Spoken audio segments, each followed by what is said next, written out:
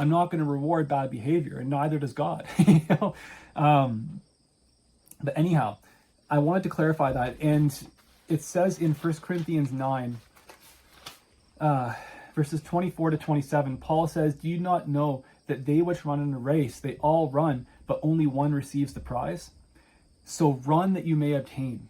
Now, it's not saying there's only one crown and we all have to fight for it. But what it is saying is we have to live our lives, run this race in such a way that we can receive the prize. It means you discipline yourself, you have moderation, you know what I mean. Like when you're training for, I don't know, say sports or athletics or bodybuilding or something, you eat a certain way, you train, you stretch, you exercise. It's every day.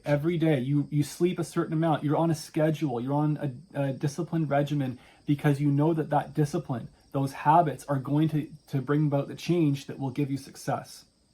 If you don't train, if you don't practice, and you just throw yourself into it, you're going to lose miserably. But if you train, every professional athlete lives in such a way, their entire life is consumed and structured in such a way that they are going to be built and strengthened and refined and honed in such a way that they're going to win that prize, whatever it is that they're going for. They're going to perform their best and they're going to win the prize. And Paul's saying that as Christians, we should be living our lives and structuring our lives in such a way that we're building ourselves up in Christ and serving him and living for him in sincerity so that we can receive that prize when we stand before Christ at the Bema seat. And he says, every man that strives for mastery, they're trying to be excellent, is temperate or moderate in all things. If you're trying to be a bodybuilder, you're not going out to pizza and hamburgers and all this stuff when you're getting ready for a competition.